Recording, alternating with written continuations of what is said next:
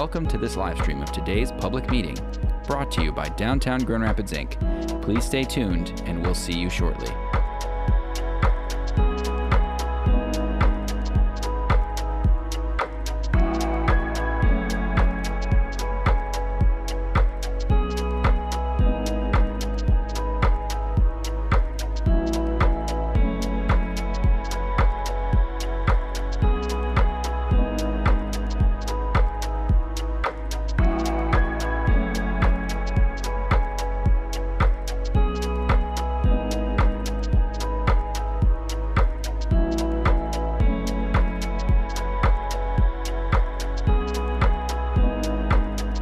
Hello, and welcome to this live stream of today's public meeting, brought to you by Downtown Grand Rapids, Inc. Please stay tuned, and we'll see you shortly.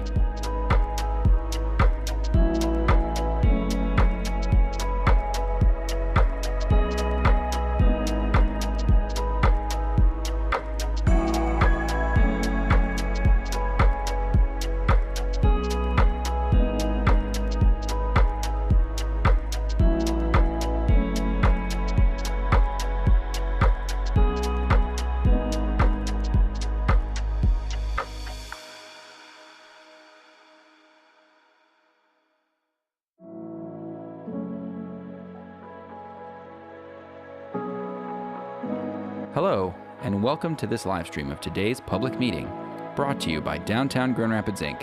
Please stay tuned, and we'll see you shortly.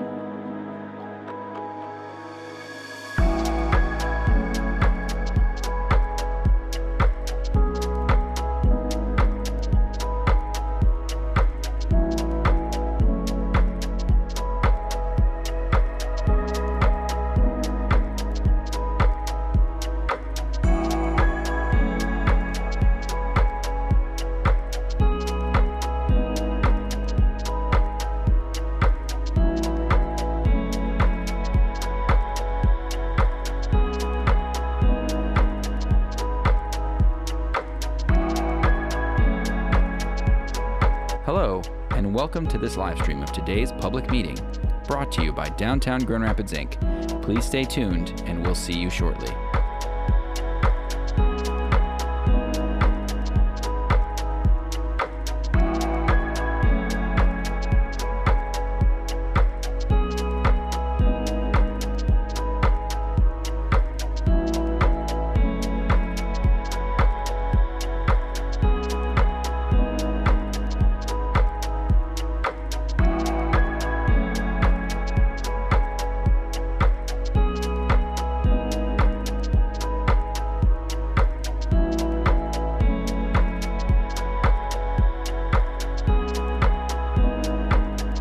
Hello, and welcome to this live stream of today's public meeting, brought to you by Downtown Grand Rapids, Inc.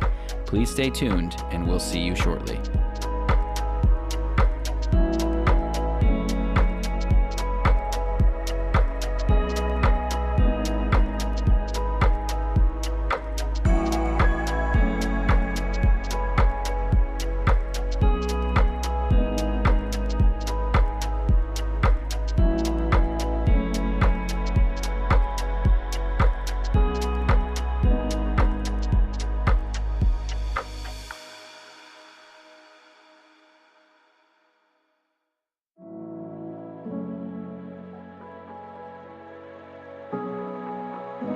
Hello, and welcome to this live stream of today's public meeting, brought to you by Downtown Grand Rapids, Inc.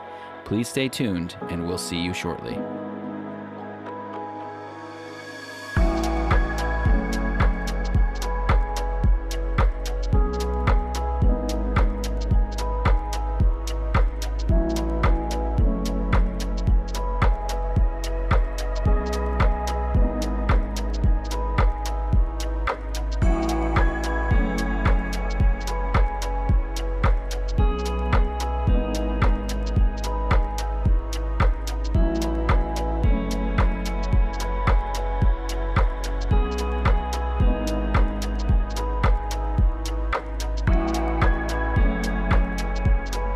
Hello, and welcome to this live stream of today's public meeting, brought to you by Downtown Grand Rapids, Inc. Please stay tuned, and we'll see you shortly.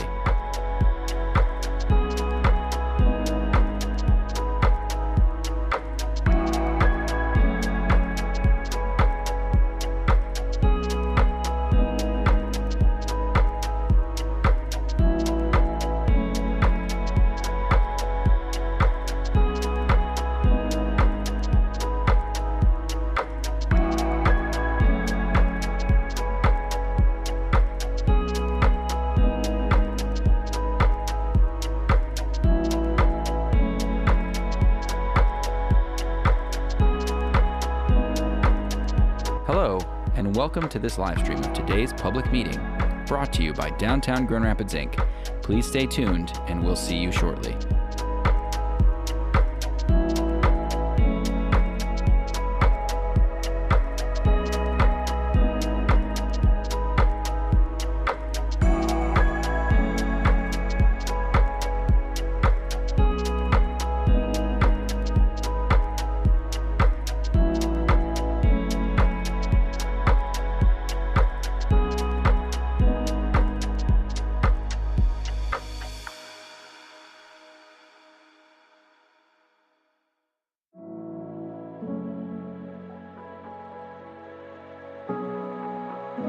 Hello, and welcome to this live stream of today's public meeting, brought to you by Downtown Grand Rapids, Inc.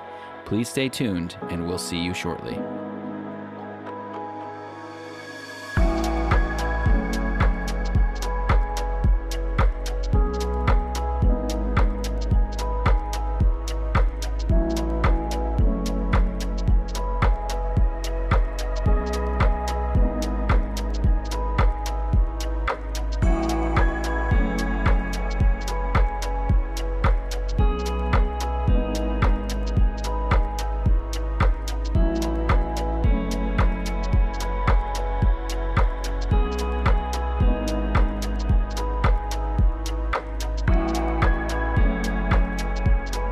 Hello, and welcome to this live stream of today's public meeting, brought to you by Downtown Grand Rapids, Inc. Please stay tuned, and we'll see you shortly.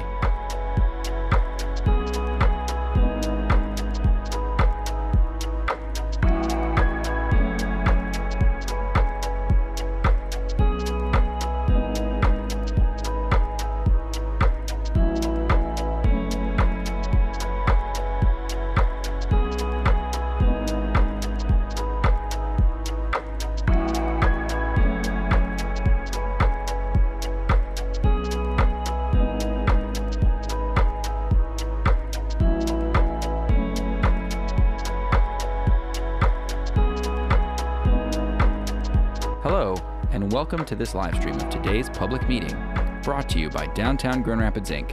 Please stay tuned, I would like to and we'll call see the you meeting shortly. of the DDA to order. Good morning, everyone. The voice of authority has spoken. Good morning. I am. Hey, Craig. I'd like to call the meeting to order. Our first, as you can tell, Rick Wynn is not available today. He's out of the country, so as your vice chair, I'm presiding today. Happy to see you here. Our first order of business is to approve the minutes of November 13th, 2004. I would entertain a motion. Support. Any additions or corrections? Hearing none, those in favor, please say aye. Aye. Any opposed? Any abstentions? Moving ahead to approving the preliminary November 30 statements. Thank you. The statements as of November 30 are in your packet. Nothing too out of the ordinary at all happened, pretty much all routine business, as you can see in the list of payments and Statement C, things that you would expect to see. We did have a $6.6 million payment to the CAA for the amphitheater, so they took their first draw on those bonds that you'll see in the informational statement. I'm happy to take any questions if there are any. Any questions? If not, our role is to approve Statement D, the expenditures for November. To entertain a motion. So moved.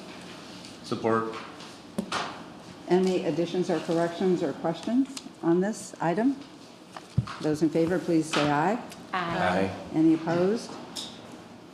Moving right ahead, we have a request for projection mapping funding. Okay.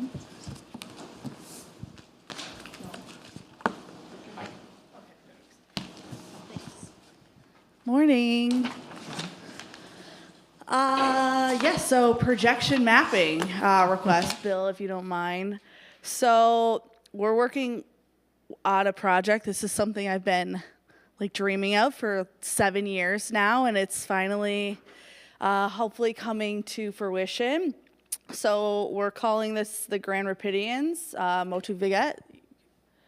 So in the past, this was 2020, pandemic time, we were able to do the Seasonal Wonders projection mapping show on the Civic Auditorium. And we learned a lot through this project. It had a lot of barriers to be able to do something like this, a heavy lift with infrastructure that had to be brought down. It was very costly, but it was also absolutely amazing. This is a global trend all over right now for projection mapping to Storytel. It brings existing murals to life, and then also makes buildings and or properties that you cannot do a mural on, such as this, also to life. So now with Mark's redesign of and design work at Lions Square, if you want to hit the next one, Mark helped this idea come to fruition, to be able to have like a plaza space where people can gather, watch the show, where you don't have to close down streets, get permitting from the city, have security, have all of these things that cost so much money. Oh, he's just hitting it, thanks. Yeah, so it's all these things that cost so much money. And now it's all going to be built-in infrastructure that we're able to do a projection show every night of the week if we want. And also others can utilize this infrastructure that will be hopefully built as well to project their own stories and shows if they want. This is a great outlet if it is built to where Art Prize artists can also create artwork that constantly changes. So we were working on this show to honor our 175-year anniversary as a city coming up this coming spring. And through our work through Cheer Forward and the river plans, also our river activation committee, it's deemed very important to continue to storytell and create historical moments to share along the Grand River Greenway. And this is a perfect location. We were able to test that out with the Grand Legacy mural. And this next phase would be this on steroids, basically.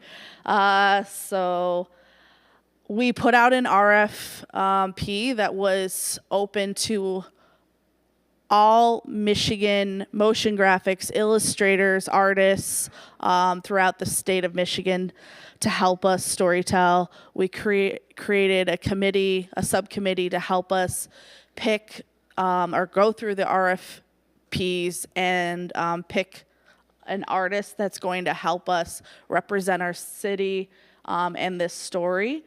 And Eddie Shaver, if they want to come up here, was the artist that was selected. Eddie is the owner and operator of Sun Visuals, so I wanted to give them an opportunity to share some of their process on how they would plan to go about doing the illustrations. Hi guys, good morning. So I have been working in the Hartside neighborhood primarily for the last several years on the Hartside Historic Mural Project with Jen Schaub and Dwelling Place. And this mural up here is one that we put together last year that was kind of a big wrap up of a lot of the research that we had been doing over the last 5 years or so.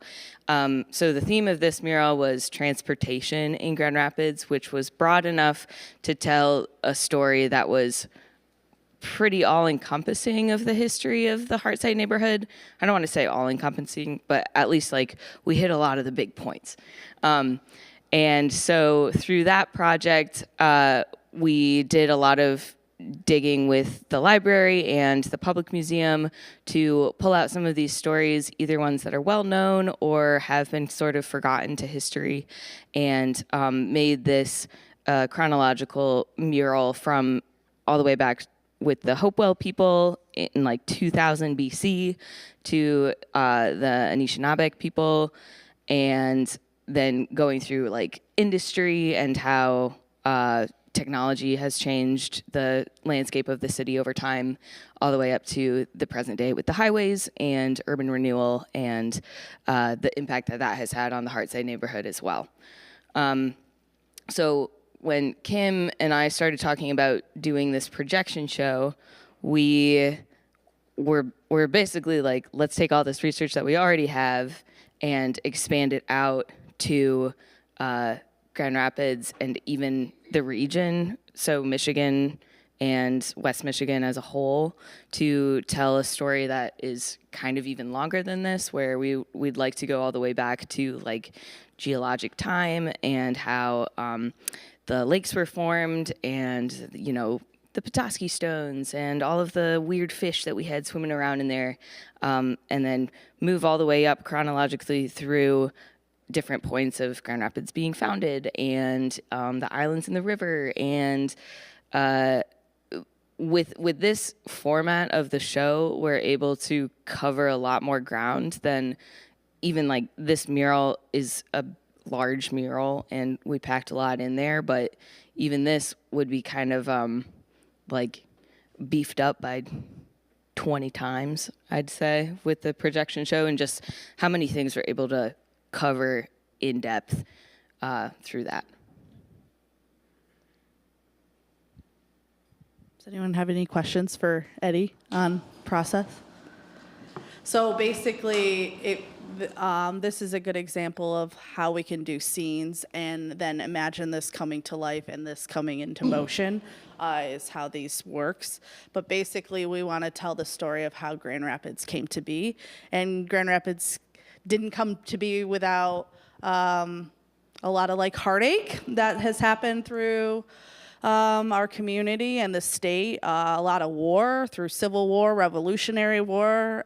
We lost the state like 3 or 4 times. So even talking about that, and without that history, we wouldn't be here today. So that's the goal of this project, is to showcase the strength and activity, which is our city slogan.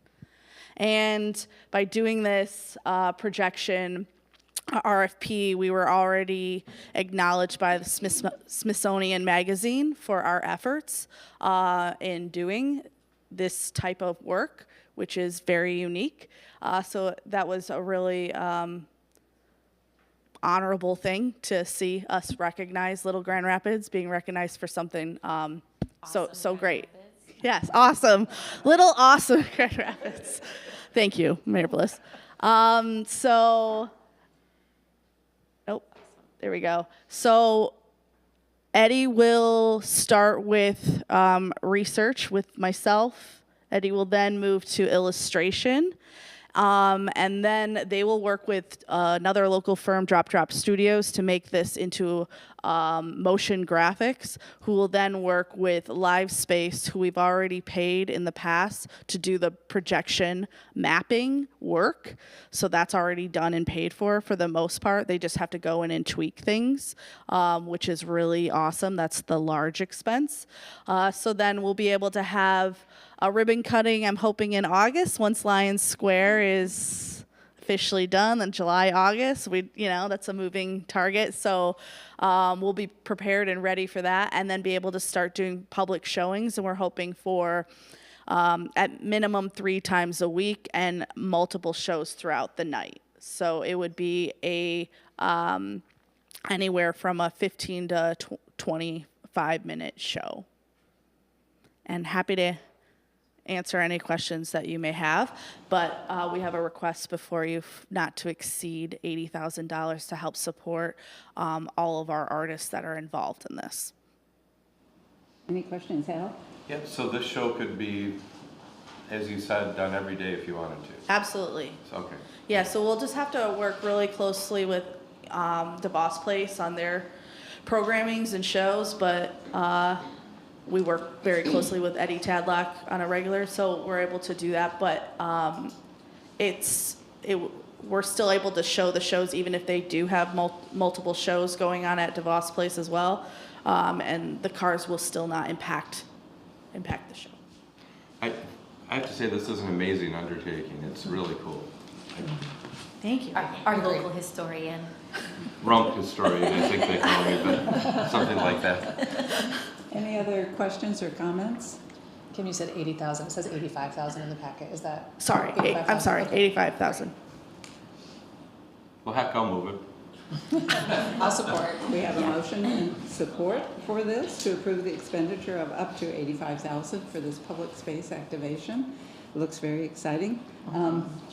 All those in favor, please say aye. Aye. Any opposed?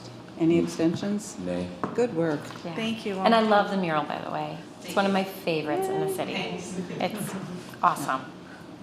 It's It is exciting. Yeah. Thank you all very much. Thank you. Our next item of business is the community garden funding request. Good morning. My name is Lauren, and I'm here today to request funding for the Downtown Community Gardens 2025 growing season. Last month at the DDA meeting, Corey and I recapped the successes of our 2024 season, which included growing over 1,200 plants, which resulted in over 2,000 pounds of produce. We were also able to engage 400 unique individuals on top of our 55 individual gardeners that we have at the garden. Today, I am here seeking funding to continue the growth of the garden, working towards an even more impactful 2025 season. The success of the garden would not be possible without our contracted community garden facilitator.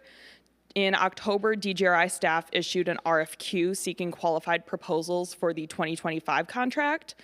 The RFQ was shared with interested garden members, our GVSU partner at Groundswell, as well as posted publicly on the DGRI website.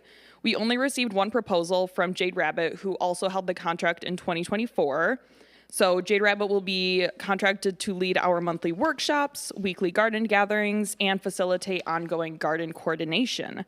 Their contract would be $38,925 and includes 2 one-year extensions. The other funding needs include marketing materials, garden supplies, irrigation maintenance, and composting services.